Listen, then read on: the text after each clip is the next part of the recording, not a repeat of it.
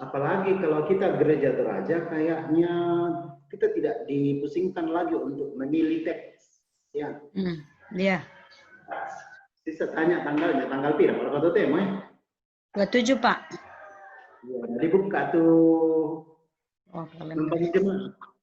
Nah, langsung ditiru tuan topik.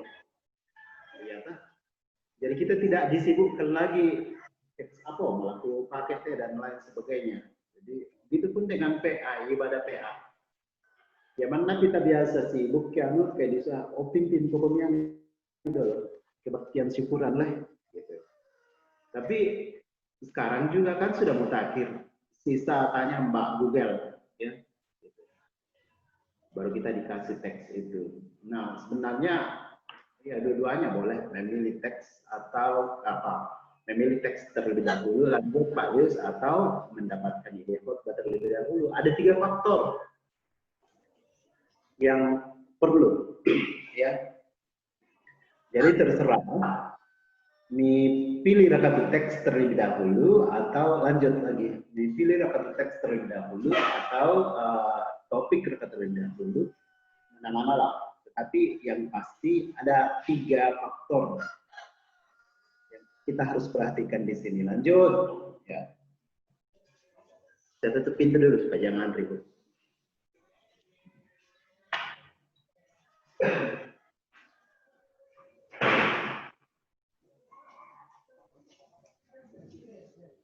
Nah, lanjut dengan 3 faktor. Lanjut lagi. Yaitu faktor pertama, dia harus satu unit pikiran.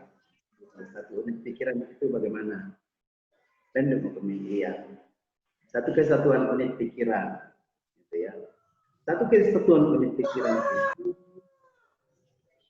gimana ya untuk memberikan pemikiran secara simpel dan tepat tentang satu unit. Mungkin kita bawa dalam cara berpikir kita sehari-hari tentang satu unit itu. Misalnya satu unit sepeda motor. Satu unit sepeda motor itu tidak lengkap kalau dia hanya rodanya 2. Atau mungkin tidak lengkap kalau dia hanya kunci kontaknya. Mau bikin apa? Satu unit sepeda motor kalau yang kita punya hanya kunci kontaknya, tidak ada bensinnya, tidak ada tempat duduknya, tidak ada. Atau dia sudah berupa satu motor, tetapi belum ada BPKB-nya, belum ada STNK-nya, juga motor tidak lengkap, ya.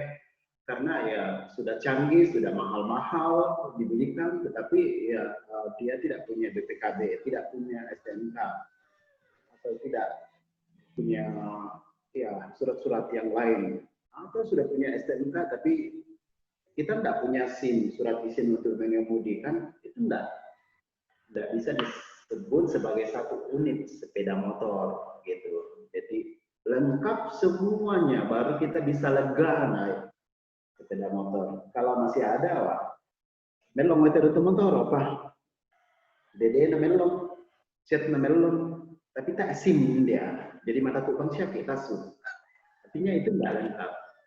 Jadi satu unit khotbah atau satu unit pokok pikiran itu sampai ke detail-detail yang harus kita perhatikan. Tidak boleh ada yang hilang, tidak boleh ada yang hilang, tidak boleh ada yang kurang.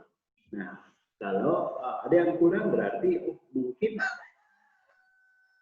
dia sudah bagus, aplikasinya bagus, tetapi pendahuluannya tidak bagus. Pendahuluannya bagus, tetapi ilustrasinya tidak bagus. Ilustrasinya bagus, tetapi cara menyampaikannya tidak bagus. Cara menyampaikannya mungkin sudah bagus, tetapi momen dalam menyampaikan tidak tepat. Atau mood pendengar, atau mood pengkhotbah. Jadi itu semua harus dipikirkan dari satu unit pikiran. Kemudian yang kedua, kebutuhan jemaat. Kita harus pikirkan bagaimana kebutuhan jemaatnya. Gitu ya. Apa yang dibutuhkan oleh jemaat langsung?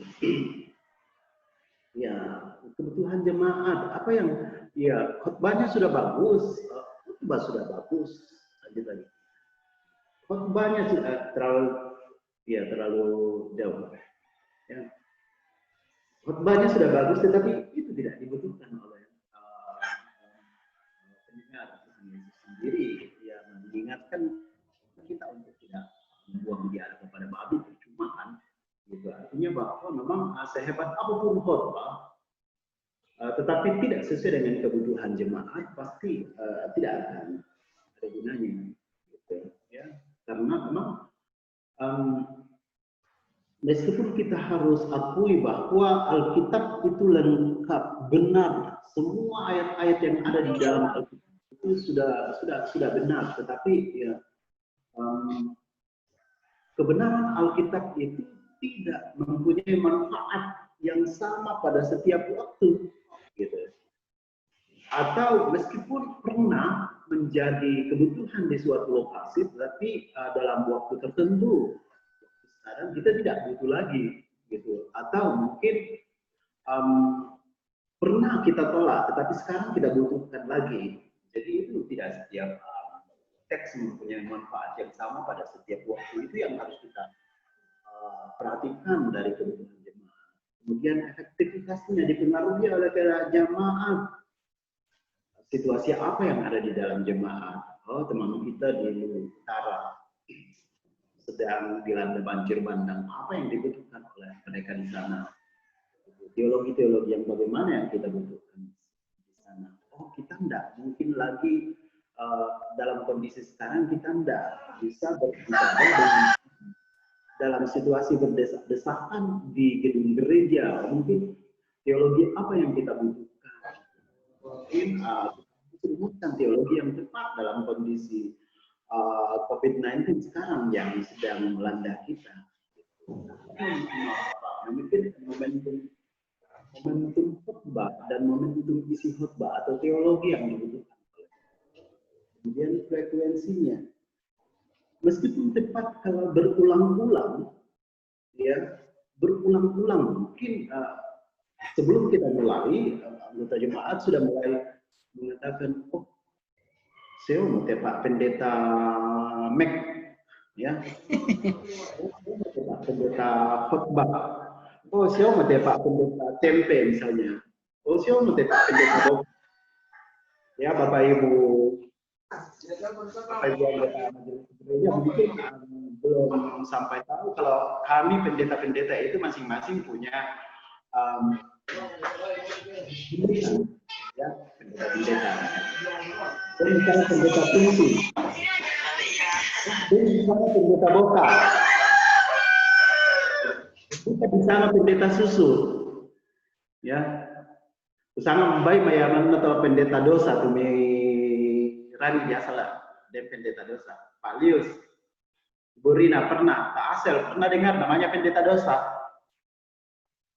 Ya. Itu julukannya, karena apa? Itu terus yang diulang-ulang, itu terus yang diulang-ulang. Setiap dia berkhotbah pasti ada kata sota di dalam khotbahnya, sehingga dijuluki oleh teman-teman, oh, pendeta sota, gitu. Padahal dia hanya mengangkat kata sota itu selalu menjadi penekanan. Oh, saya mau pendeta persembahan, gitu. Kenapa? Oh, dia sukanya berkhotbah tentang persembahan. Itu, oh, saya mau pendeta punti, dan juga pendeta susu, ya, gitu. Jadi itu konteks yang kita ulang berulang-ulang, momen yang berulang-ulang membuat teman-teman kita atau membuat kita memperoleh julukan seperti itu. Gitu. Jadi tidak tahu pendeta apa kalau saya dinamakan oleh teman-teman. Ya, tetapi yang pasti kalau saya dengar ya mereka menyebut saya pendeta Tokam. Ya, Tokam itu apa? Itu raja kampungan kali. Ya. Ada juga teman-teman pendeta dosa. Ya. Ada juga pendeta setan. Pendeta dosa itu apa? Pendeta Domingus Sane. Terus pendeta dosa, pendeta setan itu apa? Pendeta Samuel Tangke, mungkin kalau saya pendeta setam ya, Samuel Tokam. Oke, tapi itu julukan-julukannya. Kenapa? Karena frekuensinya atau momentumnya, keadaan jemaatnya membuat kita terjuluki seperti itu. Gitu. Terus yang ketiga yang kita harus perhatikan dalam memilih teks adalah keberagaman. Ya.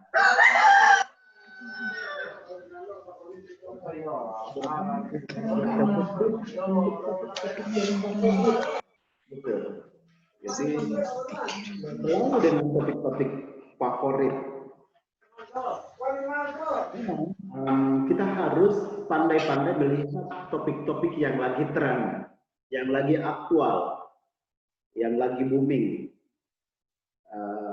Ya, waktu virus corona baru mulai booming, memang hampir semua tema-tema pengkhotbah para ya tema-tema khotbah para pengkhotbah ya selalu ke itu, selalu ke COVID-19, ya virus corona, ya disease 19. Kita harus pandai-pandai untuk melihat kecenderungan topik-topik yang favorit. Nah, lalu yang kedua menimbulkan ya ketimpangan gizi, atau mungkin bagusnya kita dari sisi positifnya ya, dia harus menyodorkan gizi seimbang, ya, tidak melulu lunak bayi. Memang akhir-akhir ini kita kayak rindu makan bakpiong ya, gitu. Jadi memang agak langka kita makan bakpiong sekarang. Tetapi kalau bakpiong duduk baik terus, aduh, baik nenek duka gitu, bosan duka gitu juga. Itu yang kita maksud dengan gizi seimbang, ya, gizi yang seimbang. Atau kalau telur ayam terus gitu, taruh, waduh, mungkin kita bisa kena penyakit juga. Atau terlalu banyak balok, ya, setiap malam mabok, setiap malam angum, bagi bapak-bapak ya, mungkin ibu-ibu tidak. Saya juga suka minum balok, tapi saya berusaha untuk mengimbanginya. Tidak, ya, kayaknya saya memang butuh, tapi tidak sampai saya update sejerikan-jerikan atau seliter-liter gitu ya. Mungkin 1-2 gelas per malam sudah cukup. 2 gelas kayaknya. Dalam seminggu memang butuh. Gitu. Apalagi kalau capek ya. Nah, memberi gizi seimbang. Yang ketiga, perlu memilih teks yang beragam, jangan itu-itu saja. Gitu. Tetapi saya kira ini tidak terlalu masalah lagi bagi kita, gereja teraja dan gereja-gereja yang menggunakan bahan bacaan yang buku-buku membangun jemaat yang ditulis oleh gereja teraja. Itu. Nah, itu tentang memilih teks. Kita lanjut ke bagaimana cara menemukan amanat teks.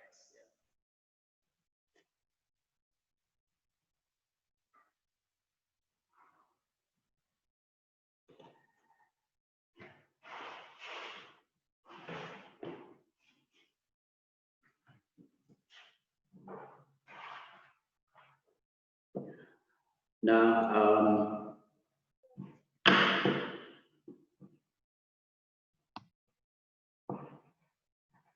kita lihat dulu alur komunikasi pemberitaan firman Tuhan. Jadi Tuhan berfirman kepada manusia.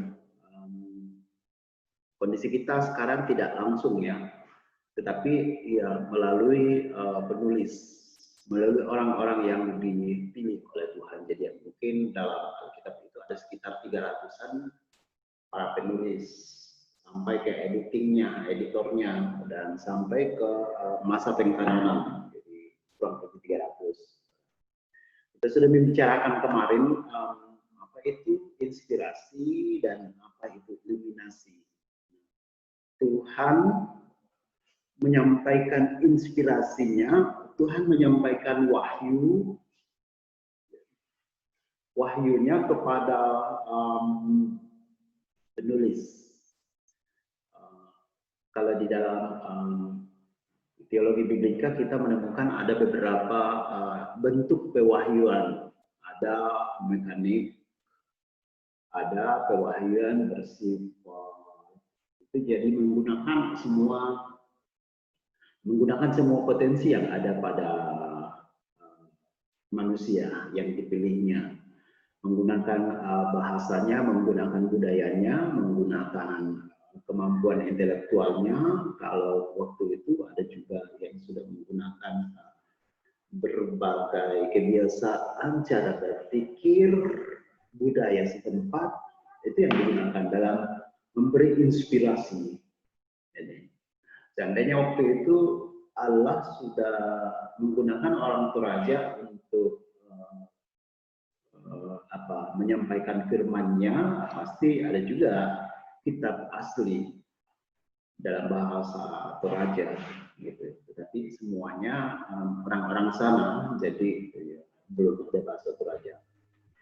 Nah, itu artinya bahwa gaya berbudaya Toraja juga bisa Tuhan gunakan seandainya waktu itu sudah. Nah,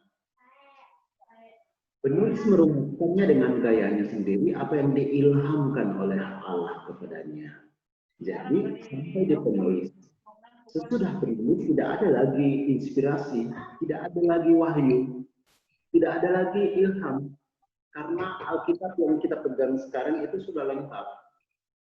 Nah, yang ada sekarang adalah apa yang sudah ditulis dan sudah berbentuk Alkitab, sudah berbentuk kitab, itu yang diterangkan kepada umat Allah, disampaikan kepada umat Allah melalui iluminasi. Jadi sana perbedaannya. Inspirasi itu hanya terbatas pada para penulis. Kemudian iluminasi itu juga hanya berlaku untuk menjelaskan apa yang dikatakan, apa yang disampaikan di dalam Alkitab kepada umat yang ada sekarang. Memang ada pertanyaan di sini, apakah waktu penulisan Alkitab tidak perlu iluminasi? Sebenarnya pada saat itu tidak ada iluminasi karena para pendengar, para penulis juga sudah diberikan penerangan tentang apa yang dituliskan. Jadi mereka mengerti tentang apa yang dituliskan. Jadi bukan hanya pada fase ini antara penulis sampai umat Allah itu ada iluminasi, tapi antara Tuhan dengan penulis juga sebenarnya sudah ada iluminasi di dalamnya. Nah, di sini tugas kita, ya, tugas kita untuk membaca modern sekarang, jadi menemukan amanat-amanat teks yang ada dalam teks yang menjadi bahan khotbah kita. Menemukan amanat teks, dan tentunya untuk menemukan amanat teks itu dibutuhkan iluminasi, bukan dibutuhkan inspirasi, tapi dibutuhkan iluminasi. Dan yang berperan penting dalam iluminasi ini siapa? Roh Kudus. Nah, sehebat apapun kita, kemampuan inteligensi kita, kemampuan akademik kita, kalau tidak ada Roh Kudus memberi iluminasi kepada kita, maka amanat teks yang ada di dalam teks itu tidak akan pernah kita temukan, gitu ya, tidak akan pernah kita temukan. Tetapi dengan pekerjaan Roh Kudus akan menolong kita untuk menemukan sebanyak mungkin amanat teks yang ada di dalam teks itu. Kalau muncul pertanyaan, Pak, dari setiap teks itu ada berapa amanat teks? Sebenarnya jumlahnya tidak terbatas. Tetapi mungkin yang ada adalah kemampuan atau pekerjaan Roh Kudus membuat kita mengerti dan mendapatkan sebanyak mungkin amanat teks itu. Jadi Mungkin saya bisa temukan 2, tetapi Bapak-Bapak bisa temukan lebih banyak dari itu amanat teks yang ada di dalamnya. Nanti kita akan belajar. Nah, sesudah kita temukan amanat teks, sesuai dengan kemampuan atau tuntunan Roh Kudus, saudara-saudara, temukan 5 teks, maka mungkin dari 5 amanat teks itu kita robah atau kita buat menjadi amanat khotbah, gitu ya. Amanat khotbah, di mana amanat khotbahnya di sana. Dari amanat khotbah, jadi amanat teks bukan kita yang buat, tapi amanat khotbah justru di sana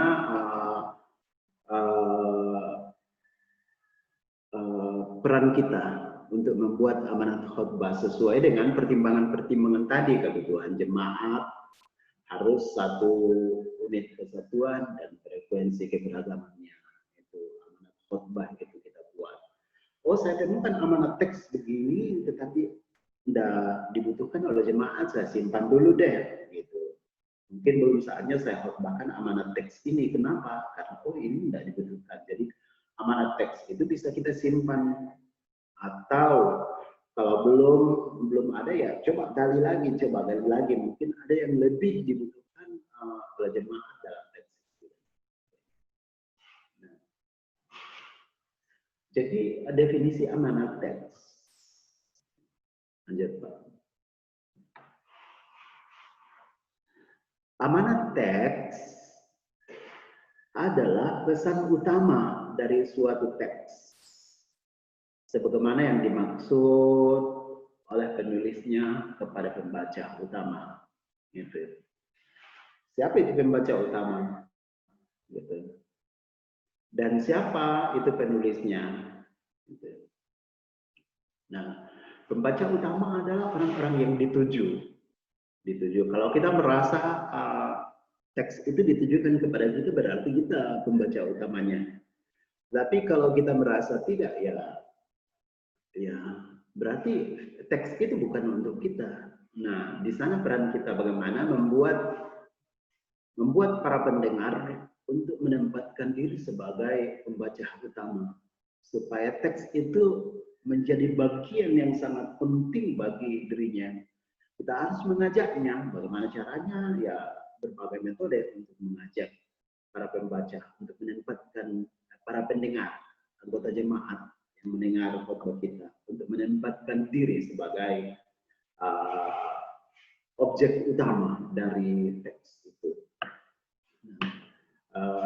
Sekali lagi saya mau katakan, bukan kita yang buat, tetapi ada di dalam teks tentang amanat-amanat, namanya amanat teks. Ya. Ada di dalam teks itu. Mengapa amanat teks itu penting? Ya, kita lihat 2 Timotius pasal 3 ayat 16. Segala tulisan yang diilhamkan Allah memang bermanfaat untuk mengajar, untuk menyatakan kesalahan, untuk memperbaiki kelakuan, dan untuk mendidik orang dalam kebenaran. Gitu. Di sana pentingnya amanat teks itu. Dan dia diilhamkan. Amanat teks itu adalah wahyu dari Allah. Ya. Dia tidak muncul dengan sendirinya atau tidak kebetulan ada, gitu. Tetapi memang sudah dari awal direncanakan dan dilakukan oleh Allah untuk disampaikan kepada manusia. Jadi tidak ada firman Allah yang tiba-tiba, tidak ada firman Allah atau tidak ada amanat teks yang kebetulan saya temukan, kalau kebetulan ditemukan mungkin kita yang melalai selama ini ada kemungkinan, tapi kalau kebetulan firman Tuhan itu ada, mungkin tidak pernah ada dalam urusan kita itu. Tapi memang dari awal sudah direncanakan, sudah dibuat oleh Allah untuk disampaikan kepada umat dan apa untuk mengajar para pendengar, untuk menyatakan kesalahan para pendengar, untuk memperbaiki kelakuan para pendengar. Ya, gitu, Kristen. Itu bagian pertama dari pentingnya amanat teks. Yang kedua, ya, Tapi kita lihat dulu deh, Johannes Calvin. Pekerjaan pertama seorang penafsir adalah membiarkan sang penulis kitab itu berbicara kepadanya.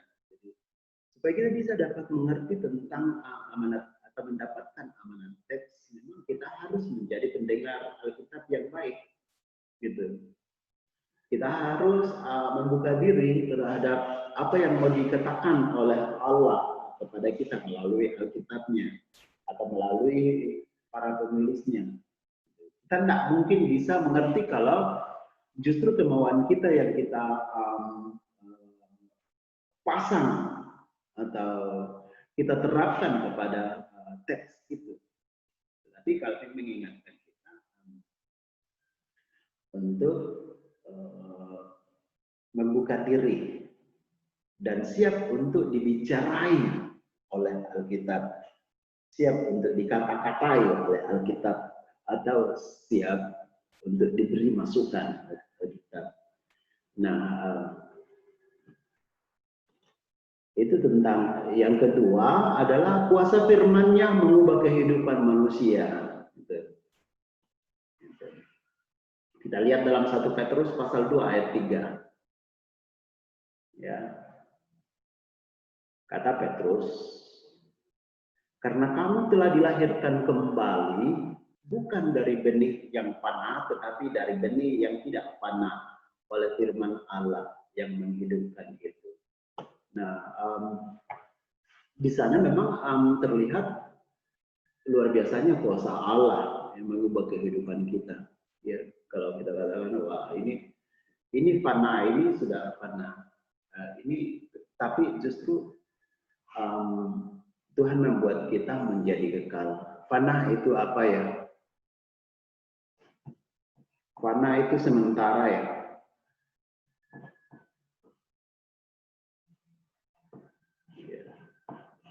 Nah, kalau kita adalah benih yang tidak panah, ya, berarti bahwa kita sudah dijadikan sebagai benih kekal. Benih kekal itu ya artinya apa? Tidak akan pernah ada habisnya.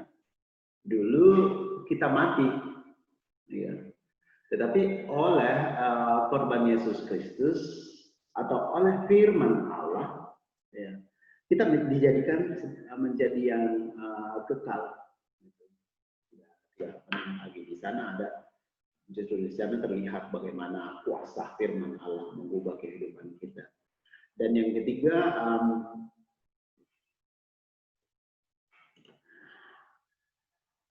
amanat teks adalah standar objektif yang mengukur suatu berita khotbah. Jadi gitu. Amanat teks. Jadi standarnya atau isi atau ya, kualitas dari sebuah khotbah ya tergantung dari banyak sedikitnya amanat khotbah yang kita temukan di dalam teks itu. Nah, coba kita menghilangkan amanat teks khotbah. Pasti khotbah itu akan berubah menjadi menjadi pidato, atau mungkin berubah menjadi stand up comedy, ya menarik, orang terpingkal-pingkal mengikutinya, atau ya tetapi dia tidak punya chemistry sama sekali, dia tidak punya wibawa sama sekali. Ya wibawanya hanya sama dengan stand up comedy. Sesudah itu kita pulang senang, ya sesudah senang ya selesai di sana, persoalannya selesai di situ. Tetapi ya kalau kita memelihara amanat teks ya, dengan baik, maka pasti sesudah mendengarkan khotbah itu mengikuti aplikasinya pasti akan diikuti oleh sebuah tindakan pertobatan. Dan tindakan pertobatan itu pasti membuahkan kehidupan kekal.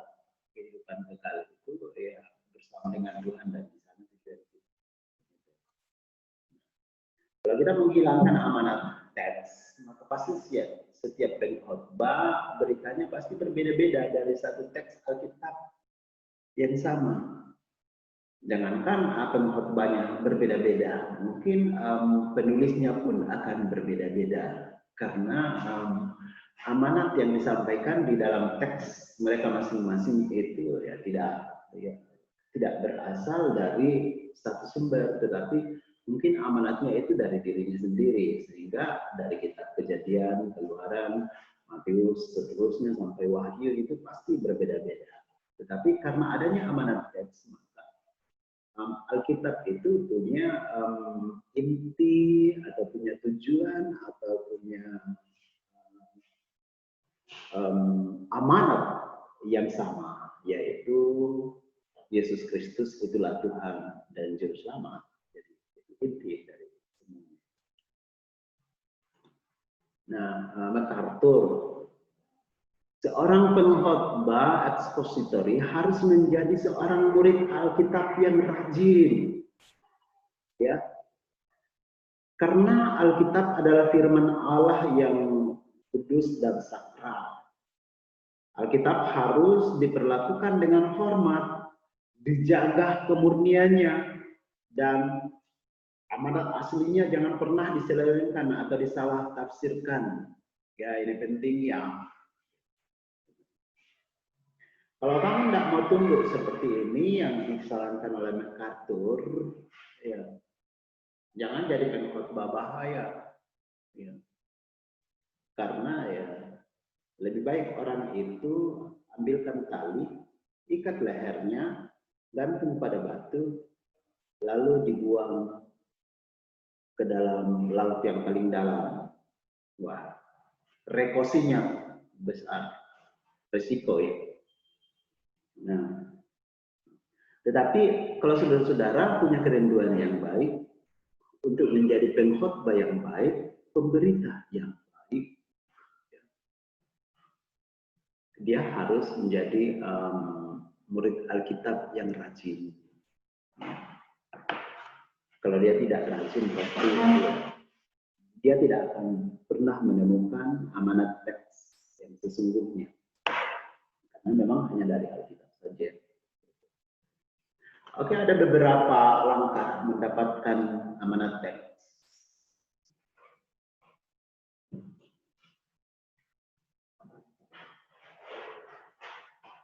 Ya, amanat teks paling di sentral ya, paling di tengah. Jadi untuk mendapatkan amanat teks yang sehat, ya, memang harus ditunjang dari 4 dimensi, 4 sudut, yaitu mempelajari konteks sastranya, dan yang kedua menggali arti kata dan tata bahasanya. Yang ketiga, latar belakang sejarah dan budaya dari teks itu. Dan yang keempat, genrenya. Nah, setiap teks mestinya kita kaji dari 4 dimensi seperti ini. Ada teks kita temukan, yuk kita kaji dari 4 dimensi ini. Kita lihat konteks sastranya dulu, kita lihat arti kata dan tata bahasanya dulu, kita lihat latar belakang sejarah dan budayanya terlebih dahulu, kita lihat genrenya terlebih dahulu, dan selanjutnya. Nah, usahakan jangan saudara-saudara mencari teks ya kalau Anda tidak mau melihat dari 4 dimensi ini. Kita susur satu-satu. Analisa teks sastra itu apa? Yang adalah suatu analisis yang menyelidiki kata-kata, menyelidiki kalimat-kalimat, paragraf-paragraf atau pasal-pasal yang berada di sekitar dan berhubungan dengan teks yang sedang diselidiki. gitu ya. Dan dalam memahami konteks sastra suatu teks, pengkhotbah perlu mengadakan analisa struktur. Gitu. Kalau langsung lompat ya. Analisa struktur teks, dan yang kedua analisa hubungan antara teks dengan teks-teks lain. Manfaat analisa struktur itu untuk apa ya? Supaya kita bisa memahami alur pikir penulis, menemukan fokus penekanan teks, dan menyusun kerangka teks. Kita akan latihan nanti untuk analisa struktur teks ya.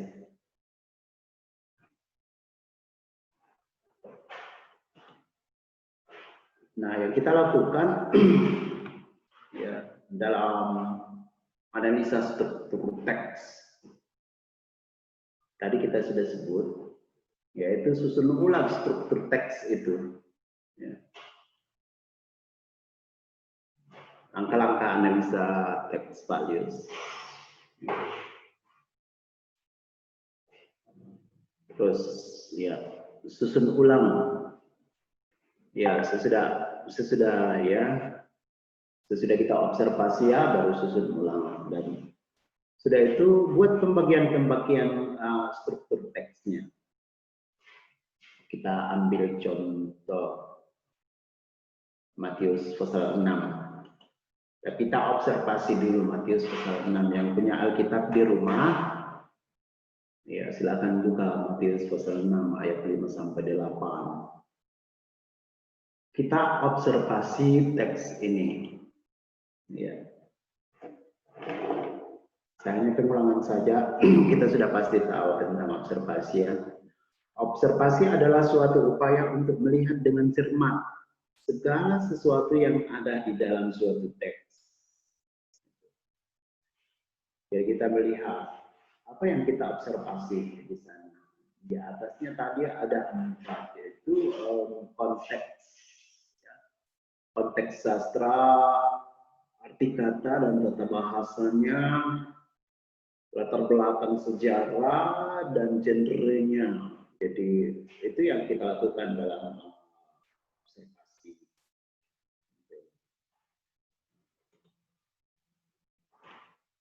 Dan yang kedua, observasi berbeda, pasti penafsirannya juga akan berbeda. Kalau kita hanya lihat genrenya, pasti penafsirannya berbeda. Atau kalau kita hanya lihat susunannya, tata bahasanya, pasti penafsirannya juga berbeda.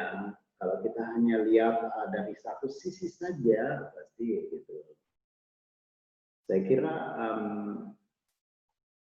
cerita ringan kita kemarin tentang 4 sahabat buta yang pergi melihat gajah itu ya selalu menjadi peringatan penting bagi kita dalam berobservasi.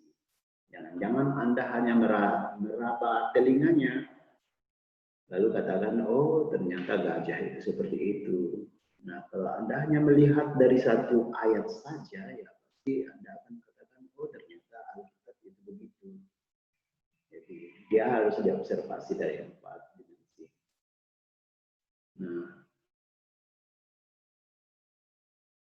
Nah, di dalam observasi itu, ya. Pertama, memang kita tidak boleh gegabah terhadap teks itu. Kita harus memulainya dengan doa epiklase, memohon pertolongan Tuhan, memohon kuasa Roh Kudus untuk menuntun kita dalam memahami Matius pasal 6 ayat 6 sampai 8 saja mungkin ya nanti ya. Lalu kita baca dan baca gitu.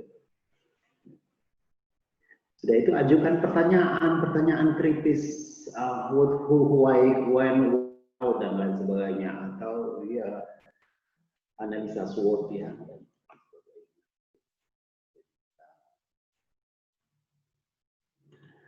Nah, ini Matius pasal 6 ayat 5 sampai 8.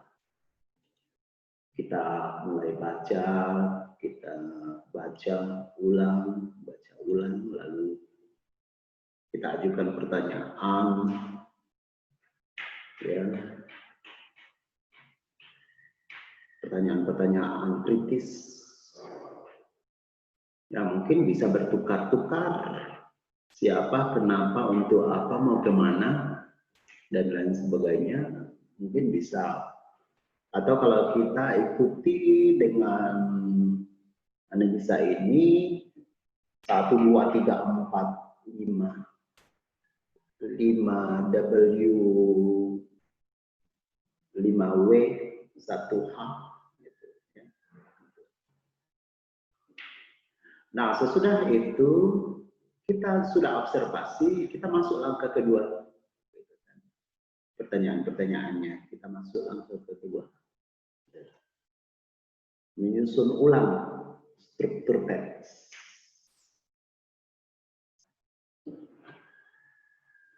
Jadi manfaatnya adalah apa? Menemukan alur pikiran penulis.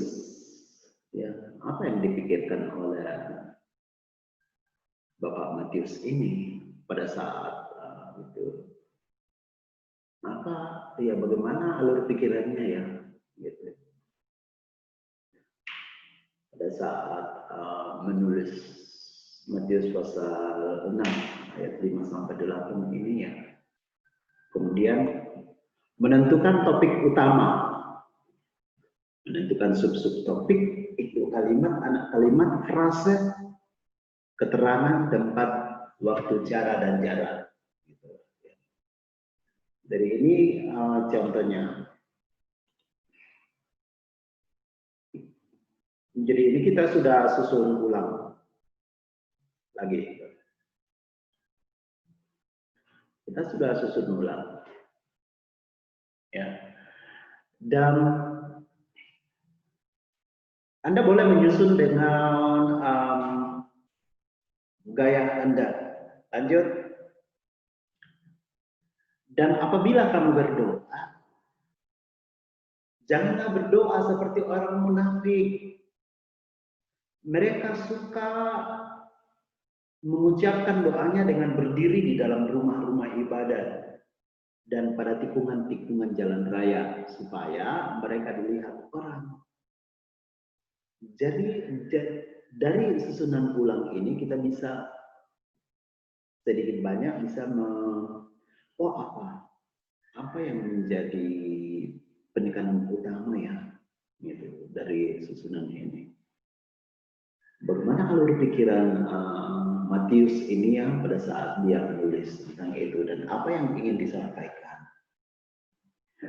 Terus 5C, aku berkata kepadamu, sesungguhnya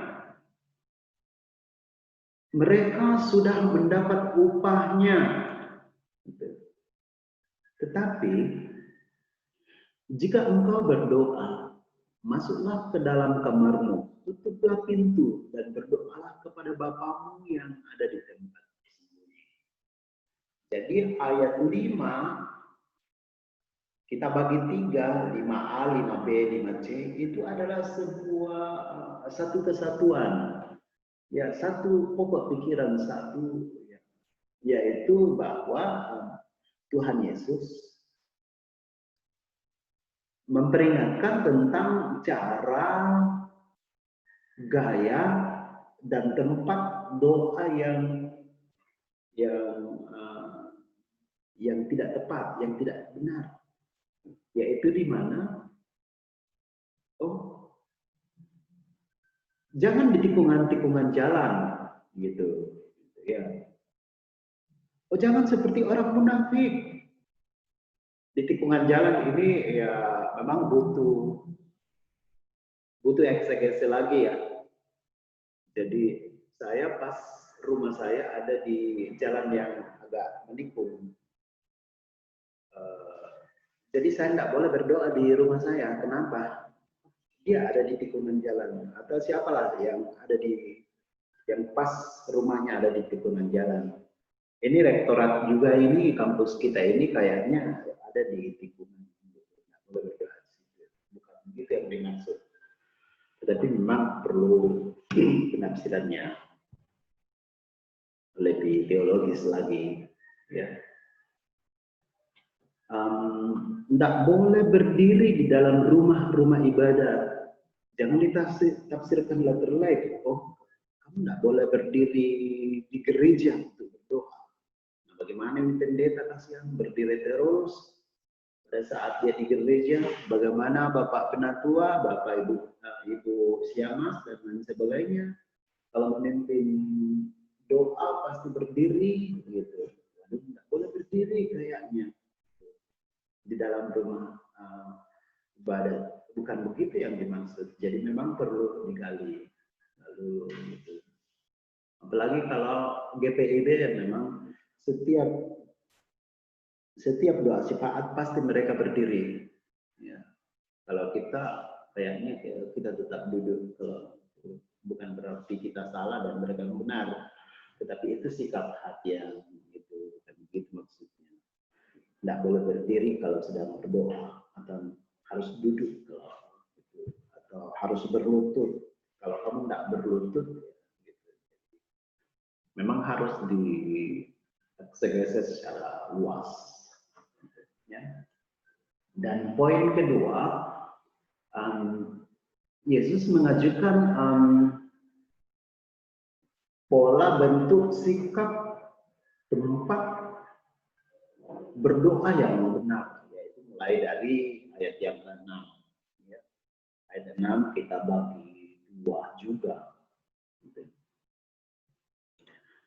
Ya. Tetapi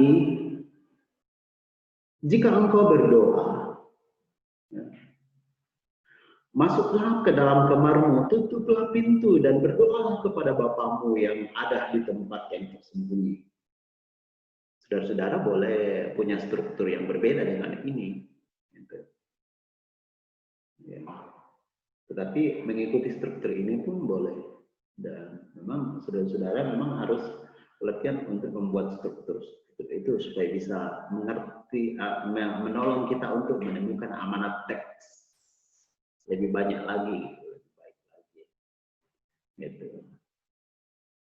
Nah, maka Bapamu yang melihat yang tersembunyi akan membalasnya kepadamu. Jadi dari ayat 6 ini kita menemukan ada ya, rupanya ini amanat teks bagian kedua, dan bagian kedua ini ada beberapa sub amanat teks yang kita lihat di dalamnya. Tapi jika engkau berdoa, bagaimana caranya ya? Masuklah ke dalam kamarmu, tutuplah pintu dan berdoa kepada Bapamu yang tersembunyi. Oh, rupanya ya kita enggak, ya berdoa itu enggak boleh pamer, ya. Nah, kalau enggak boleh pamer, bagaimana dengan tugas kita untuk menjadi saksi yang baik? Bagaimana bisa menjadi saksi yang baik kalau kita sembunyi-sembunyi? Nah, itu sebuah pertanyaan. Mungkin kita akan kembangkan lagi di dalam amanat khotbah nanti pada saat kita membuat amanat khotbah. Tetapi kita baru berada pada tahap menemukan amanat teks. Nah, ayat 6 bagian B. Oh, ternyata maka Bapamu yang melihat yang tersembunyi akan membalasnya kepadamu. Jadi dari sini kita akan melihat urutannya seperti itu ya. Dan itu sifat Allah ya. Dan itu kemampuan yang luar biasa dari Allah ya. Bisa melihat hal yang tersembunyi. Gitu. Hal yang ada di dalam kamar yang tidak dilihat oleh banyak orang, jangankan hanya di dalam kamar, juga sampai ke lubuk hati kita dalam, pasti Tuhan melihatnya karena Dia mampu melihat hal yang tersembunyi. Gitu. Jadi kalau kita gabung seperti ini, dan apabila kamu berdoa, janganlah berdoa seperti orang munafik. Mereka suka mengucapkan doanya dengan berdiri dalam rumah-rumah ibadat dan pada tikungan-tikungan jalan raya supaya mereka dilihat orang berkata kepadamu sesungguhnya mereka sudah mendapatkan upahnya. Wah, luar biasa. Tetapi ayat 6, jika engkau berdoa, masuklah ke dalam kamarmu dan tutuplah pintu dan berdoa kepada Bapamu yang ada di tempat tersembunyi. Maka Bapamu yang melihat yang tersembunyi akan membalasnya kepadamu.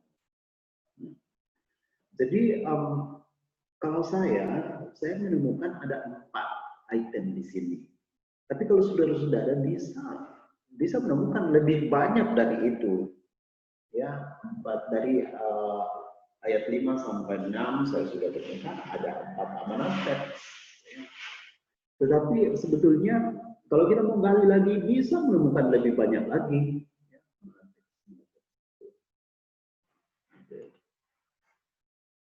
7 sampai 8 ya. Lagi pula dalam doamu ya. Janganlah kamu bertele-tele seperti kebiasaan orang yang tidak mengenal Allah. Ya. Jadi kata bertele-tele itu saya keluarkan dari itu, saya tempatkan dia pada satu pokok pikiran tersendiri. Ya bertele-tele ya. Di 7 bagian B. Ya, dan 7C, mereka menyangka bahwa karena banyaknya kata-kata doanya yang akan dikabulkan. Nah, ayat 7 ini ada beberapa amanat teks yang kita bisa temukan, paling tidak ada 3. Tetapi saudara-saudara bisa menemukannya lebih banyak lagi dari ayat 7 itu. Gitu. Boleh cari lagi dan cari lagi. Ya, kemampuan seseorang atau pekerjaan Roh Kudus pada seseorang bukan berarti tidak boleh sama, tetapi ya pasti karunia-nya berbeda-beda gitu. Ya. Atau kalau kebetulan sama jangan katakan, wah masa Roh Kudus kurang bahan, kenapa? Oh dia tidak kreatif. Sama bangsia tu nabenna, masa tu nabenni teje penghot bayar teje, gitu. Tidak seperti itu juga. Oke. Tetapi memang Roh Kudus tetap bekerja dengan tuntas, ya. Tidak ada pekerjaan Roh Kudus setengah-setengah. Kalau saya hanya mampu temukan satu, yang bilang, aduh Roh Kudus lah, bisa bangun nabenna. Tidak seperti itu, tetapi ya kemarin kan kita sudah bicara tentang pekerjaan Roh Kudus tidak mengganti kerajinan para pengkhotbah, ya. Dan ini koi secara Roh Kudus semua seru-seru banget. Ayat yang ke-8. Jadi janganlah kamu seperti mereka, gitu ya. Karena Bapamu mengetahui apa yang kamu perlukan sebelum kamu minta kepadanya. Bapak sudah tahu. Makanya saya sendirikan tadi di ayat 7b kata bertele-tele. Ya. Saya keluarkan supaya bukan berarti tidak penting, justru hal yang penting sekali untuk direnungkan. Tetapi memang dalam mengeksegesinya memang kita harus urai. Apakah Tuhan tidak mengerti kalau saya bertele-tele sehingga saya dilarang untuk bertele-tele? Tidak. Ya. Kenapa dengan kata bertele-tele? Oh, karena bertele-tele itu justru ingin mengabaikan kemahakuasaan Allah lalu menonjolkan kemampuan dari si pendoa itu. Itu maksudnya supaya bertele-tele ini menjadi penekanan penting. Gitu. Atau mungkin sebaliknya ada tudingan, kenapa doa saya tidak jauh kepada Tuhan? Bagaimana sih kamu tidak sampaikan kepadanya dengan detail dan jelas? Tuhan tidak mengerti apa yang kamu inginkan, karena apa? Doamu itu tidak jelas, tidak to the point, tidak detail, tidak objektif, dan mungkin gitu. Banyak sekali pertanyaan-pertanyaan yang muncul dari ini. Anda boleh menstruktur ulang, membuatkan dia struktur ulang berbeda dengan saya mungkin. Kalau toh pas kita sama yang dikatakan, wah Pak Toham plagiat, gitu. Saya kira tidak di sini. 8B, karena Bapamu mengetahui apa yang kamu perlukan sebelum kamu minta kepadanya. Makanya kata bertele-tele itu mendapat perhatian penting di sini. Ya, keluarkan dari rangkaian itu baru buatkan dia sendiri. Nah, itu tentang Matius pasal 6 ayat 5 sampai 8. Oke.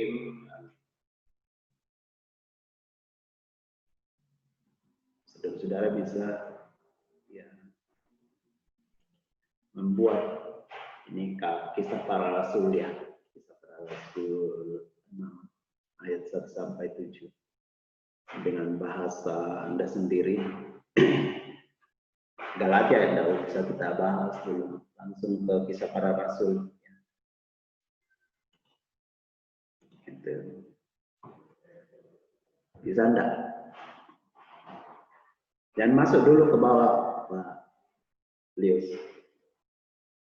Buat dulu deh. Ya, gitu ya. Bisa kamu buat dulu.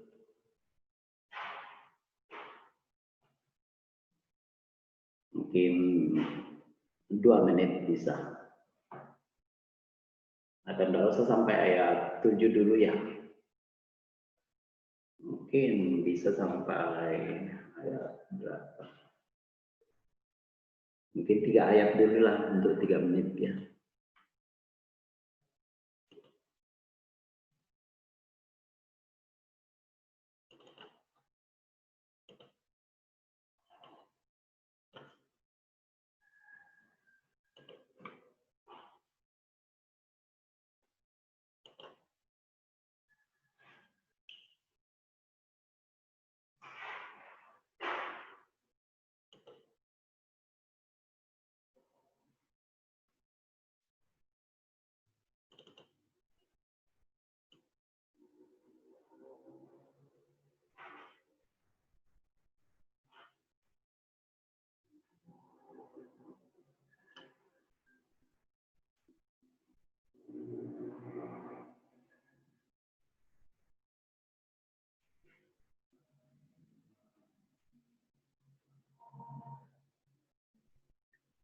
Kalau ada yang sudah boleh langsung muncul.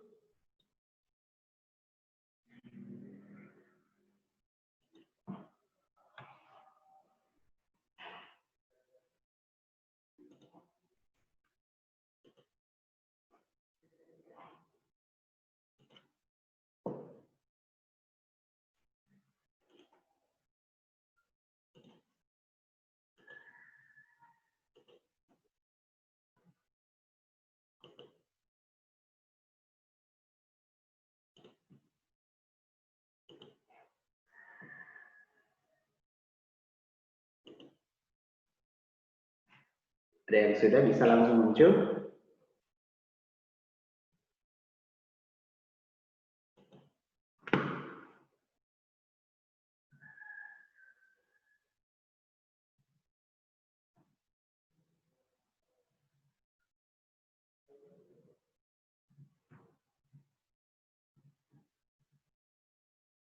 Ya, saya sedikit Pak Pendeta. Ya, lihat siap. Ya. Saya seperti yang dalam slide itu Matius. Ya. Saya dari pasal 6 ayat 1 ini. Ya. Pada masa itu titik karena pembagian kepada janda-janda mereka diabaikan Jadi Ya. bersungut-sungutnya orang Yahudi yang berbahasa Yunani terhadap orang-orang Ibrani karena ya pembagian kepada janda yang diabaikan. Jadi ada hubungan sebab akibat kenapa mereka bersungut-sungut karena pembagian yang mungkin tidak adil, yang tidak adil bagi janda, bagi yang bersungut-sungut itu. Kedua, karena itu saudara-saudara, pilihlah 7 orang dari antara yang terkenal baik dan titik-titik supaya mengangkat mereka untuk tugas itu. Ya, itu yang saya dapat dari struktur yang mirip dengan majelis tadi, Pak. Terima kasih.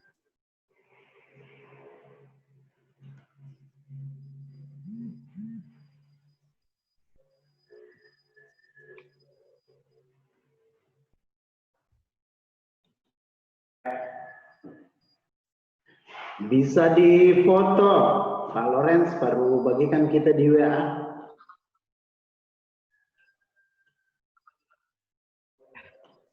Oh, tak apa kesurai Pak Pendeta. Oke, boleh. Tapi ya kita sudah menangkapnya tadi, ya. Iya. Artinya berapa amanat teks yang kita dapatkan di sana, Pak Lorenz? 1, pembagian, Ya, pembagian yang tidak adil mungkin ya. Kedua, pembagian yang tidak, ya, yang tidak adil ya.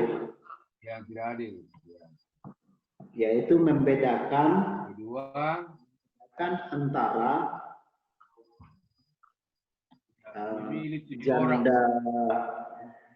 janda asli Yahudi dan bukan Yahudi ya. Bagus. Ya tidak adil. Apalagi tadi. Ya. Apalagi tadi Pak Lorenz. Sudah 2 ya. Ya. Bisa diulang tadi.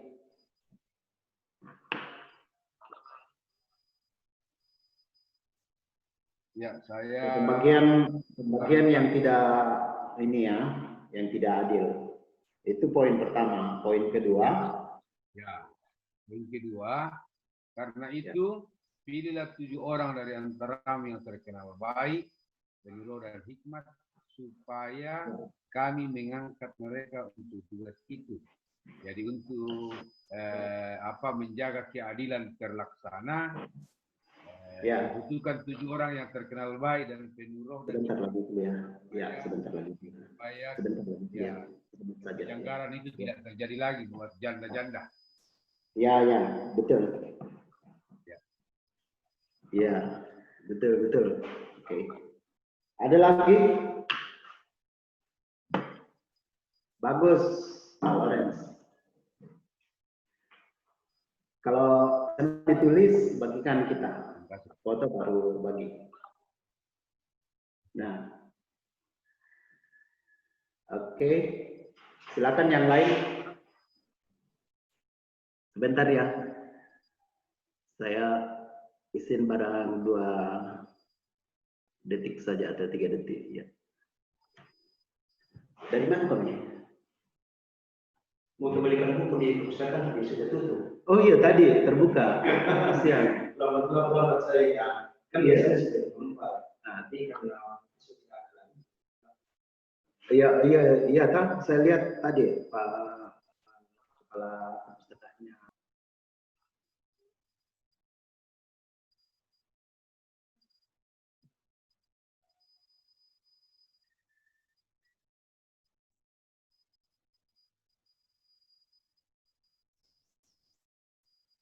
Halo Pak Loren.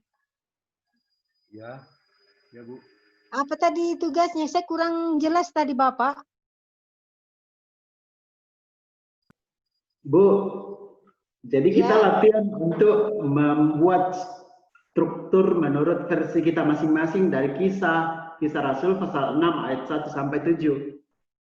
Kisah Rasul 6 1 sampai 7. Ayat 1 sampai 7. Ya, kita buat seperti di Matius 6 ayat 5 sampai 8 yang saya sudah contohkan tadi, Bu. Ya. Oh iya. Ya. Jadi ya kita buat mungkin 1-2 menit sampai 7. Pak Lorenz sudah bagus. Pak Lorenz sudah mengerti. Ya. Kalau boleh Bu, tulis saja baru foto nanti di share di grup untuk kita bicarakan. Ya, Pak. Terima kasih Pak ya. Ya Bu, silakan silakan.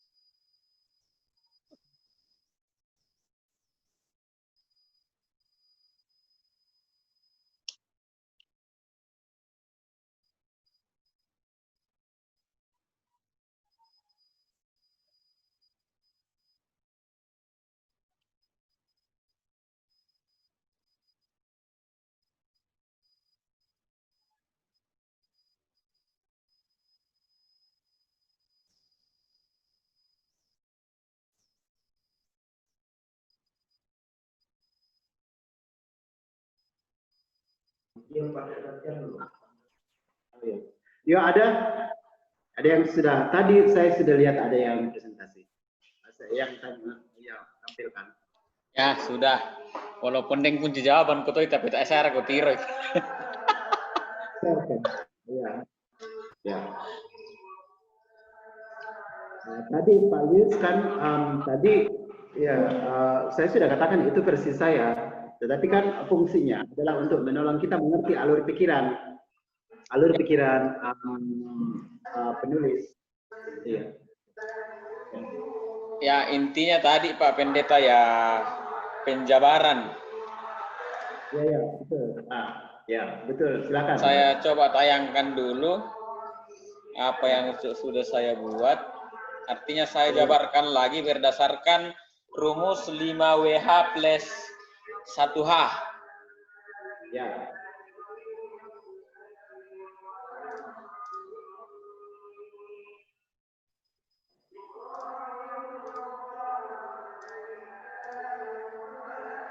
Jadi saya coba membuatnya seperti ini. Ya. Jadi kalimat pertama itu saya mencoba menjawab siapa. Ikut apa yang terjadi. Di situ yaitu kejadiannya adalah adanya sungut-sungut di antara orang-orang Yahudi. Nah, orang-orang Yahudi yang seperti apa yang bersungut-sungut di sini? Nah, jawabannya itu adalah yang berbahasa Yunani terhadap orang-orang Ibrani. Dan apa yang mereka permasalahkan yaitu pembagian kepada janda-janda yang terabaikan. Kapan itu? Ya dalam pelayanan sehari-hari. Ya. Tapi di sini ada gangguan karena sementara Mas sembahyang atau? Enggak apa-apa. Iya. Sudah sangat jelas, Jek. Enggak apa-apa. Itu melaksanakan duka ya pas sembayangan. Biasanya berlangsung 20 menit. Nah, toleh pada aku atau? Enggak apa-apa, jelas, Jek. Kita enggak terganggu, Jek. Ya, oke. Berikut selanjutnya di ayat 2, oleh karena kejadian di atas, maka ke-12 rasul itu memanggil semuanya untuk berkumpul, dan apa yang mereka lakukan, apa yang mereka bahas, ya ini muncul alasan-alasan di dalam, yaitu adanya ketidakpuasan. Mengapa tidak puas? Karena ada yang lalai terhadap firman Allah dalam hal apa yaitu dalam hal pelayanan meja. Dalam mungkin bisa dikaitkan dengan diakonia. Ini. Mungkin ada diakoni yang tidak tepat sasaran. Berikut di ayat 3, langkah selanjutnya apa yang dilakukan? Yaitu memilih 7 orang dari antara mereka. Orang yang seperti apa? Yang bagaimana? Yaitu yang terkenal baik. Baik itu ukurannya apa?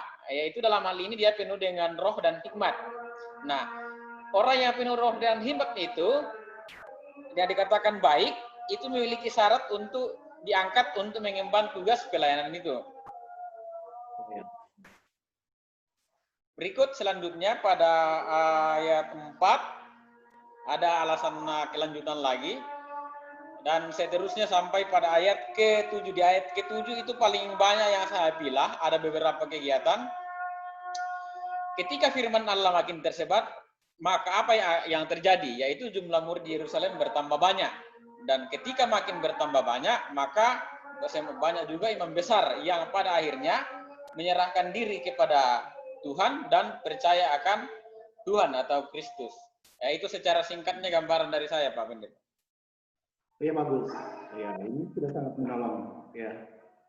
Oke, baik. Pak Julius Roma, pertanyaan keren. Ya. Kita sudah bisa mengerti alur pikiran penulis kisah 6 ini. Ada versi lain? Oke, Ibu Albina. Ibu Albina silakan. Ya. Unmute dulu. Di mute, Bu. Ya. Unmute. Unmute. Belum. Tolong unmute dulu.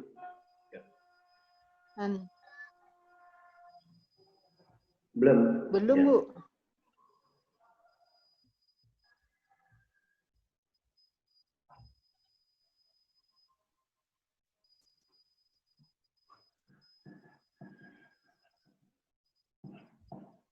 Belum. Oh ya, sudah. Oke, silakan.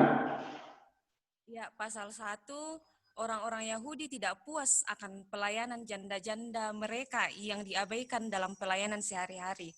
Artinya orang tidak puas di sini artinya ada suatu penurunan pelayanan dari intensitas pelayanan sebelumnya sudah mulai menurun dari sebelumnya sehingga ada rasa tidak puas dari orang-orang Yahudi tersebut. Kemudian dari pasal 2 ayat 2 ya. Ayatnya yang kedua, ke-12 Rasul memanggil semua murid dan mengatakan bahwa mereka tidak puas. Artinya orang-orang Yahudi tidak mengatakan tidak puas, ke-12 Rasul pun merasa bahwa mereka juga tidak puas akan pelayanan mereka. Terutama dalam pelayanan meja, misalnya yang seperti yang dikatakan Pak Yulis tadi, pelayan diakonia yang dimaksud mungkin di sini yaitu pelayanan untuk janda-janda. Ya, jadi di pasal kedua saya berpendapat bahwa ke-12 Rasul pun juga tidak puas akan pelayanan mereka, bukan hanya orang Yahudi. Kemudian karena rasa ketidakpuasan dari pelayanan ke-12 Rasul untuk para janda-janda, maka mereka memanggil murid-murid untuk memutuskan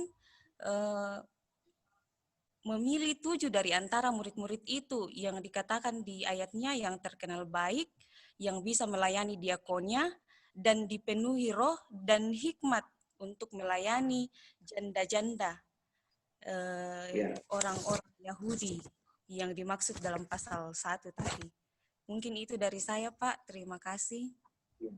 Baik, ada 3 hal yang ditemukan di dalamnya. Ya, baik. Oke, Bu Albina. Terima kasih. Nah, kalau sudah menemukan amanat teks seperti itu berarti bahwa paling tidak ada 3 pokok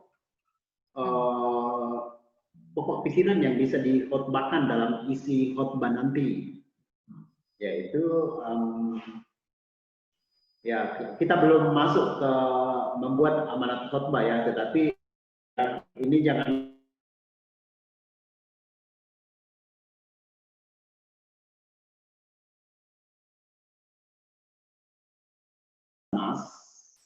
di dalam Alkitab ya dilatar belakangi oleh rasa ketidakpuasan ya, atau munculnya karena ada sungut-sungut.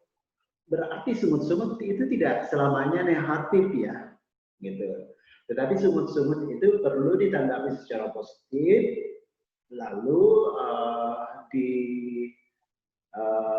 follow up gitu dengan sebuah tindakan nyata, misalnya para rasul. Oh, kalau begitu para rasul bertindak positif.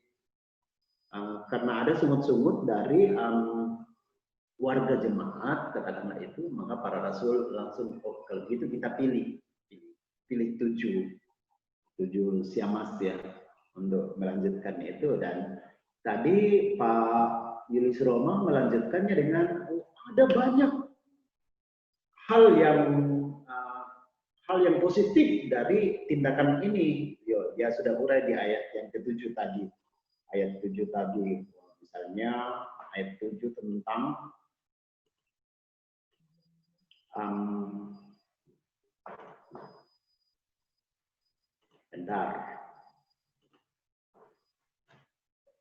firman Allah makin tersebar, jumlah murid Yerusalem makin bertambah banyak, juga sejumlah besar imam menyerahkan diri dan percaya.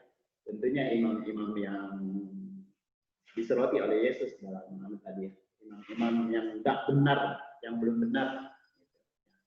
Jadi kita sudah bisa memikirkan, oh ternyata ada 3, Ibu Albia, ada 3 amanat teks yang saya dapatkan di sini. Saya bisa kembangkan menjadi khutbah yang menarik. Menarik sekali. Itu baru kita buat struktur ulang secara buru-buru, apalagi kalau kita sedang serius nanti pasti akan lebih hidup. Ada lagi enggak yang buat? Boleh saya Pak sedikit? Iya Bu, silakan. Ya. Oke, terima kasih. Kalau menurut saya dari pembacaan kita tadi, saya mempelajarinya ayat per ayat Pak. Ya, yang pertama ada satu hal yang luar biasa pada ayat pertama. Jumlah murid semakin bertambah. Itu hal yang positif yang kita lihat. Nah, dengan demikian, ketika jumlah murid bertambah banyak, itu berarti akan ada juga masalah yang akan muncul. Nah, masalah itu timbul dari dalam pelayanan itu sendiri. Di ayat pertama dengan jelas dikatakan bahwa muncul sungut-sungut dari orang-orang Yahudi yang berbahasa Yunani yang tidak mendapatkan pelayanan meja. Mengapa ini terjadi? Karena kurangnya pelayan yang menangani itu, karena waktu yang ada adalah hanya 12 murid, sehingga 12 murid itu kewalahan dalam hal melayani meja dan juga melayani firman dan juga dalam doa. Nah, sehingga demikian pada ayat kedua di situ ada solusi, ada komunikasi antara orang-orang yang merasa bahwa janda-janda itu terabaikan. Mereka membina komunikasi antara para rasul, sehingga melalui komunikasi itu para rasul pun menyadari bahwa ternyata dalam pelayanan itu mereka tidak dapat menjangkau, mereka membutuhkan orang-orang yang dapat membantu mereka dalam pelayanan. Sehingga pada ayat selanjutnya ada solusi yang mereka ambil dari pertemuan atau pembicaraan mereka, yaitu harus ada pelayan yang diangkat untuk melayani khusus pada janda-janda atau pelayanan meja. Dan di situ terpilihlah ada 7 orang dengan kriteria mereka adalah orang yang punya integritas. Dalam kategori mereka adalah baik dalam perbuatan mereka, mereka memiliki roh hikmat dari Allah, sehingga mereka layak untuk melaksanakan pelayanan itu. Nah, setelah itu ayat 4, ayat selanjutnya, ke-12 rasul itu meneguhkan mereka. Artinya, ke-7 orang yang dipilih tadi itu akhirnya diutus untuk mengangkat tugas pelayanan itu. Dan setelah itu, mereka mengangkat tugas pelayanan itu, dan masalah yang terjadi tadi itu dapat diatasi, sehingga di ayat 7 kita dapat melihat bahwa semakin banyak orang yang percaya kepada Kristus melalui pelayanan yang dilakukan oleh para rasul dan ke-7 orang tadi. Mungkin itu saja dari saya, Pak. Terima kasih. Oke, ya bagus sekali Bu Suryanti. Ya luar biasa ya. Temukan berapa amanat teks yang kamu temukan di sini? 1, 2, 3, 4. Ya, paling tidak 5 atau 6-nya amanat teks. Ya, amanat teks. Nanti kita akan kelompokkan amanat teks itu menjadi struktur, tapi nanti kita belajar dulu observasi. Oke, bagus. Artinya kita sudah mulai dituntun untuk melihat amanat teks yang ada di dalamnya. Baik, ada lagi yang mendapatkan amanat teks dari sini? Saya, Pak. Ya, siapa? Silakan. Jerry Parimba.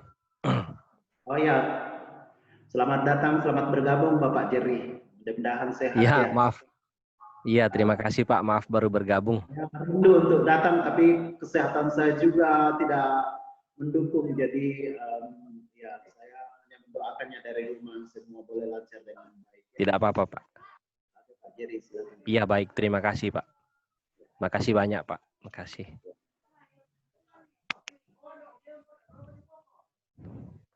Iya, saya kalau dari saya, Pak, mungkin sedikit yang saya bisa yang saya bisa jelaskan. Ya. Terdiri dari 4 bagian besar. Yang pertama itu adalah di ayat yang pertama sampai dengan ayat yang kedua itu merupakan bagian dari apa yang sedang terjadi, masalah apa yang sedang terjadi. Lalu bagian ketiga dan keempat itu kemudian terjadi proses terhadap apa masalah yang terjadi itu. Lalu bagian yang kelima di ayat yang ketiga dan empat itu adalah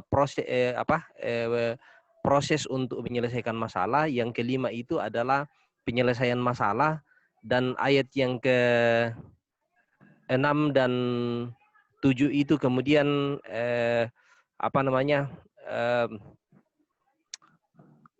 output atau hasil dari penyelesaian masalah itu. Tapi saya sangat menekankan pada proses penyelesaian masalah itu di ayat yang ketiga.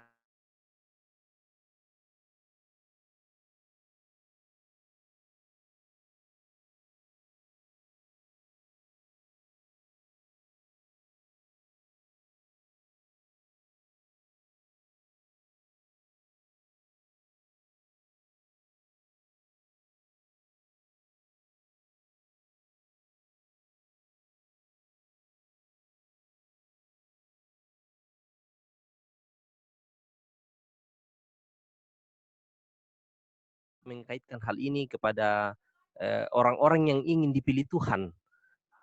Seringkali orang mengatakan, saya tidak punya kemampuan apa-apa, saya tidak punya kapasitas. Tetapi kemudian rupanya Tuhan tidak menuntut itu. Yang Tuhan tuntut adalah orang yang kemudian baik, penuh roh, dan hikmat.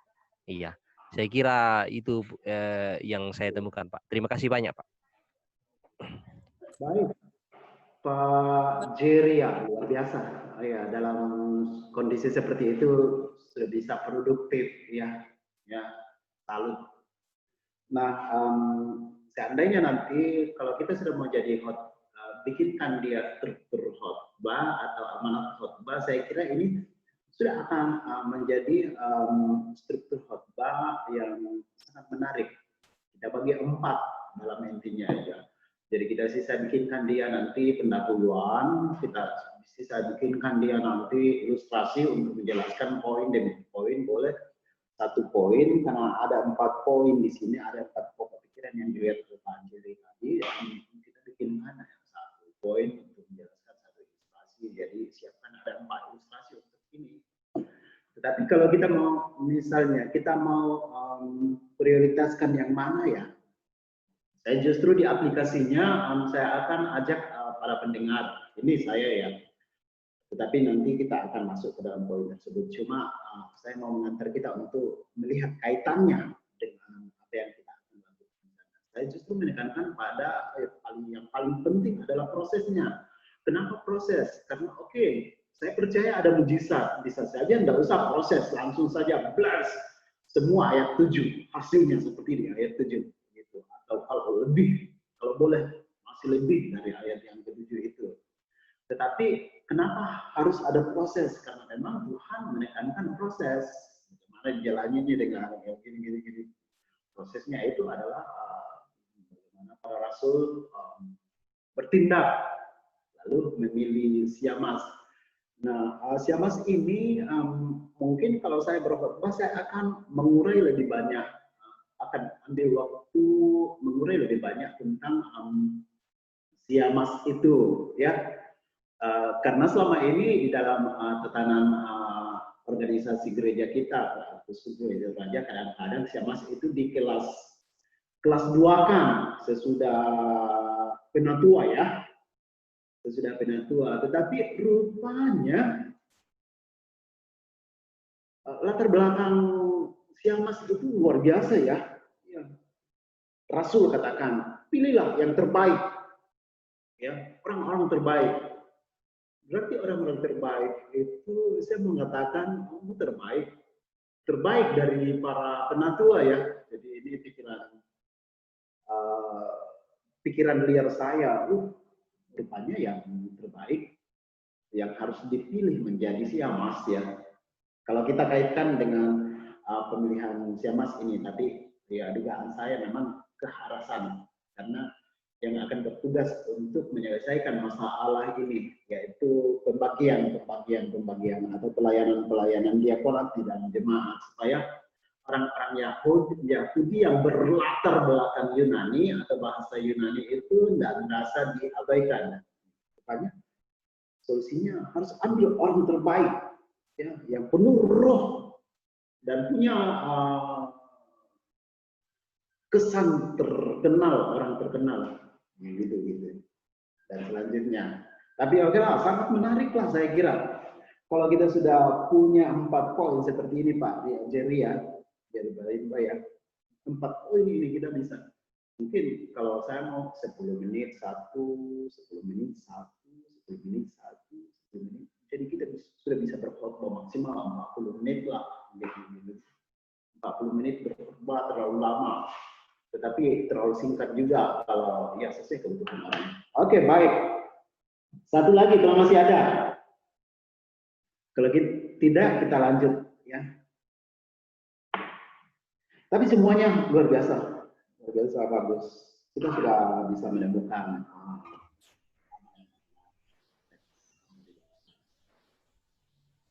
gitu. Nah, saya masih punya Galatia ya. 1 ayat 6 sampai 9 boleh tulis latihan di rumah. Galatia 1 ayat 6 sampai 9. Nah, Pak Lius, bukan untuk menandingi tapi ini yang saya buat versi gitu ya. Coba.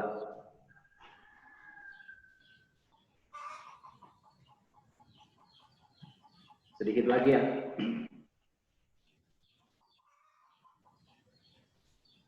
Oke. Nah, di kisah 6 ayat 1 sampai 7 ada di dalamnya, nanti di share ya.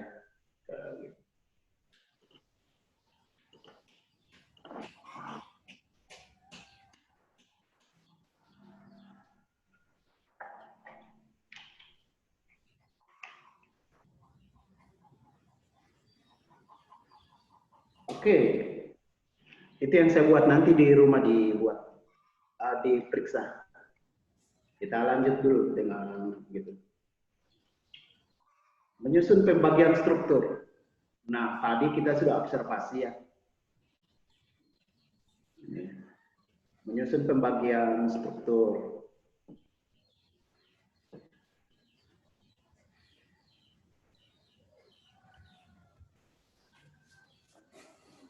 Manfaatnya adalah menemukan sistematisasi kerangkanya. Jadi kadang-kadang orang senang kalau kita menyusunnya secara sistematisasi. Ya. Menemukan alat pikir. Menjadi fondasi kerangka khotbah. Saya sudah contohkan dari tadi.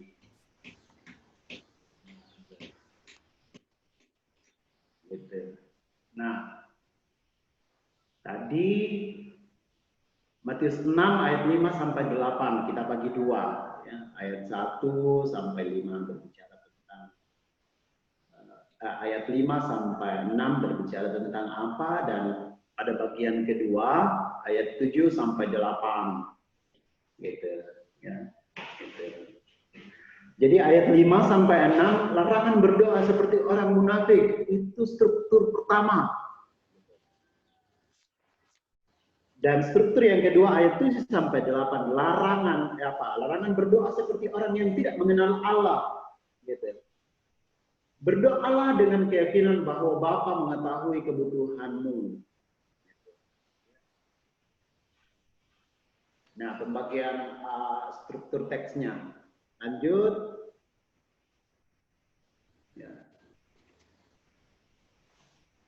Lagi.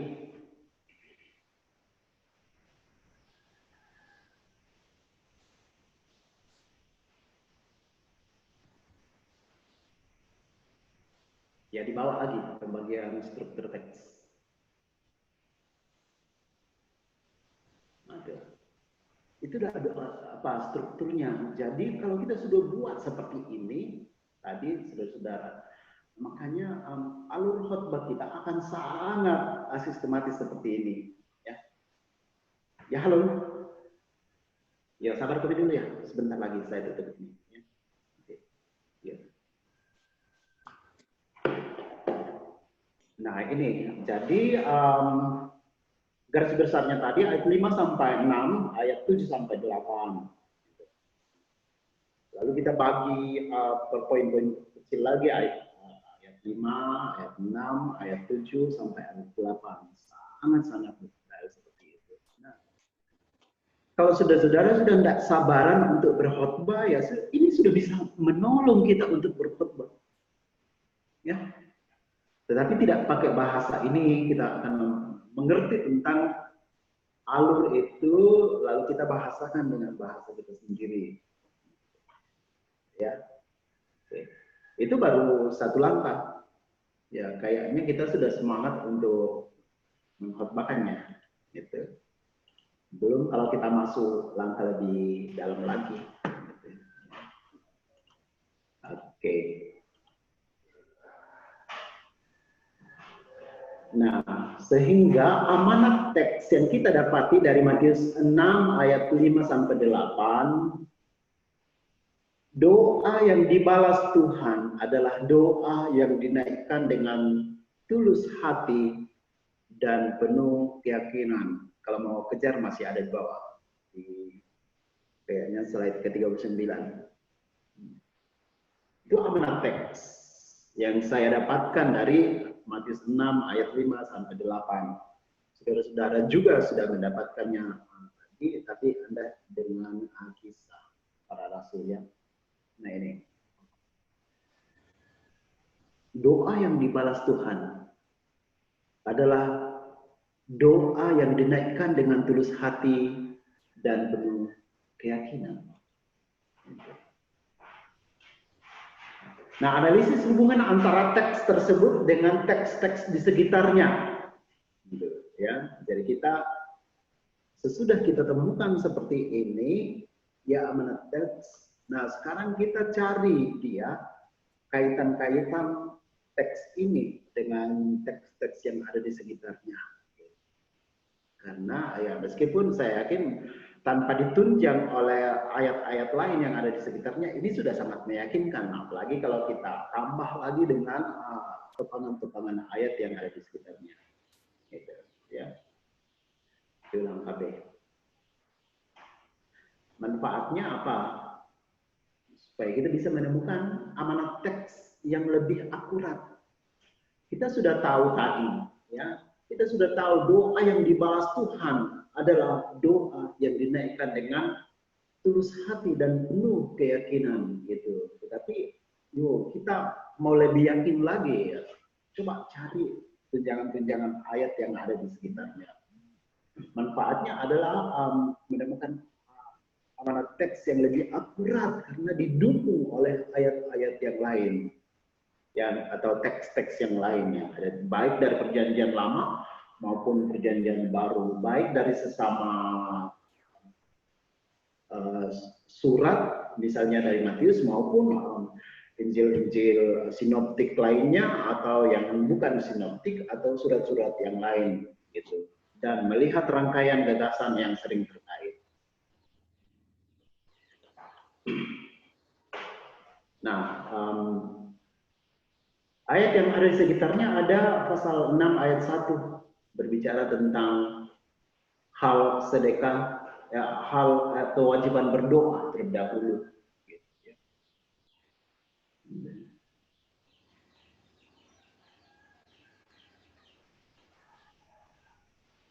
Oke.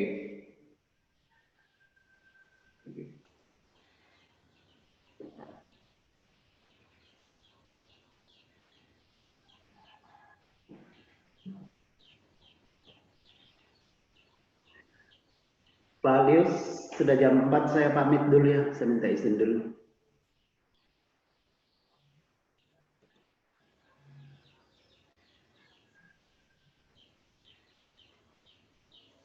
Nah,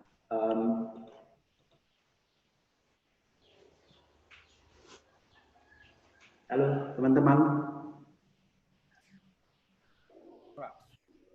Ya, Pak Pendeta. Ya, seperti permohonan saya tadi, saya minta izin sampai jam 4 saja kita kuliah. Ya. Tetapi ada tugas saya kasih ya. Gitu. Bisa.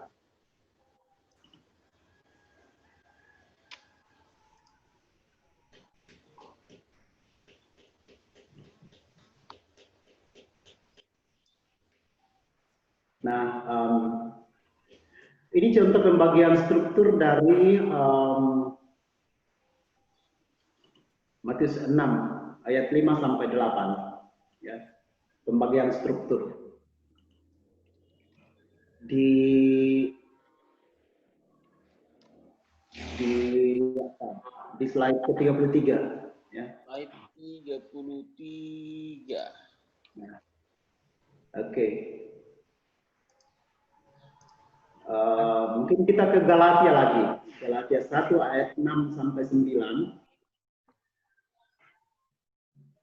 Bisa dicatat.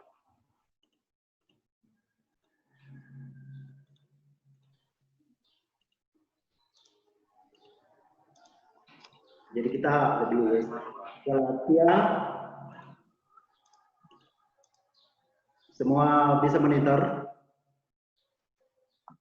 Ya. Galatia ayat 1 Galatia 1 ayat 6 sampai 9.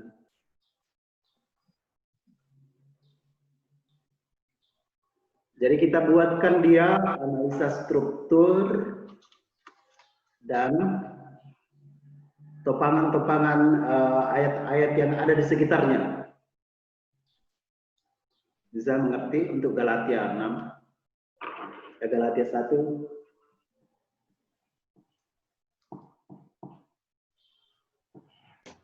ayat 6 sampai 9.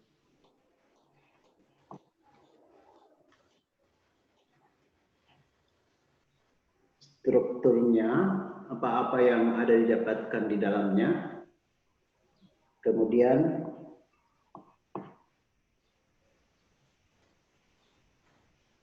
topangan teks yang ada di sekitarnya.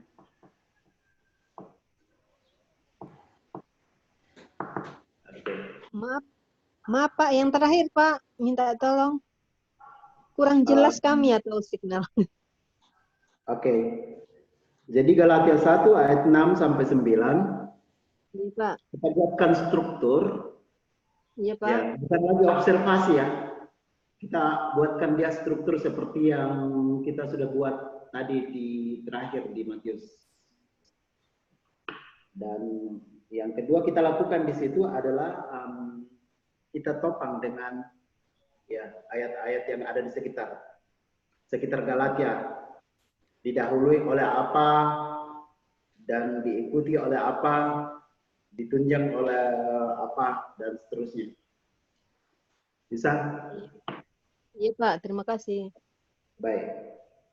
Bisa kita tutup dulu ya. Kita ketemu minggu depan dengan kalau sudah tugas ini selesai mungkin bagus bisa diupload. Tidak usah kita bicarakan satu demi satu. Ya. Gitu. Nah, di materi ini, slide ini dia lanjut sampai slide ke 81, Pak Lius ya. Ya. Nanti buka sendiri, tetapi itu bentuk atau gaya pendekatan-pendekatan yang lain. Saya kira saya sudah jelas membuatnya di sini. Sisa Anda, oh ternyata ada juga gaya begini ya. Oh ternyata ada juga gaya begini. Ternyata ada juga begini sampai slide 81. Jadi bukan hal lain, tetapi itu pendekatan lain. Sehingga nanti mungkin kalau kita ketemu, kita langsung akan masuk dengan materi membuat amanat khutbah dan merancang struktur khutbah. Kita tidak kembali lagi ke sini, ya. Tetapi Anda, saudara-saudara, teman-teman sudah baca sendiri di rumah, ya. Oke. Kalau ada hal yang terlalu sulit di sini, ada bukunya 7 langkah menuju khutbah yang berubah oleh Benny Solihin. Ya, boleh baca buku di sana, ada penjelasan lebih detail. Oke, baik. Maaf ya, saya selesai lebih awal, bukan berarti ini, tetapi saya berharap Anda buka filenya dan baca-baca di. Boleh foto supaya tidak usah saya ambil waktu untuk panggil satu-satu.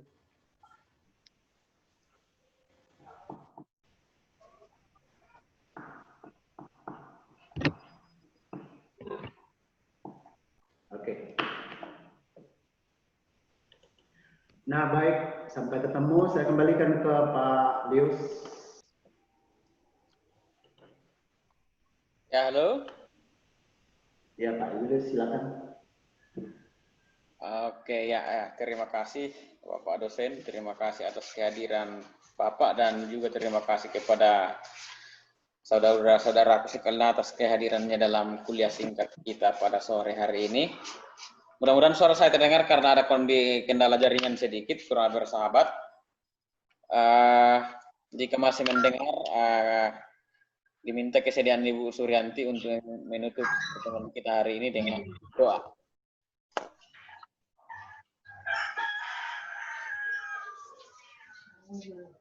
Bapak dosen, Bapak Ibu sekalian, mari kita berdoa. Syukur kepadamu Bapa di sorga, untuk waktu yang Engkau anugerahkan untuk kami boleh mengadakan perkuliahan homiletika pada sore hari ini. Kiranya Roh Kudus-Mu Tuhan memberi kami hikmat, pengertian, dan akal budi untuk boleh memahami perkuliahan kami hari ini, sehingga kami boleh diperlengkapi untuk pelayanan yang Tuhan embankan kepada kami di tempat Tuhan menempatkan kami masing-masing. Berkati Bapak dosen, supaya senantiasa sehat dan kuat, dan boleh membimbing kami sesuai dengan kehendak-Mu, dan juga berkati kami sebagai Bapak Ibu dosen, sehingga kami juga senantiasa dimampukan oleh Tuhan, diberi sehat, untuk boleh mengikuti perkuliahan ini dengan baik, dan boleh menyelesaikan kuliah ini karena pertolongan Tuhan. Kami akan mengakhiri perkuliahan kami Tuhan, biarlah Engkau senantiasa menjaga dan melindungi kami semua, sehingga jika Tuhan berkenan, kami boleh bertemu kembali untuk boleh melanjutkan perkuliahan kami. Ampuni dosa kami Bapa, kami datang berdoa dan bersyukur dalam nama Tuhan Yesus. Amin. Amin. Sedikit saya ingatkan ya sebelum kita tutup. Kalau sudah dapat jemaat atau di mana Anda mau praktek, kirim ke saya. Saya bikinkan surat pengantar dan format penilaiannya juga sudah ada di dalam. Ya, jadi siapa yang cepat masuk jemaatnya, tempatnya cepat juga keluar suratnya ya. Karena harus ditulis satu-satu jemaatnya di sana. Ya, terima kasih ya. Ya, terima kasih Pak. Infonya. Oke. Ya, makasih Pak. Terima kasih. Terima kasih. Sampai ketemu besok. Sampai ketemu besok ya. Amin.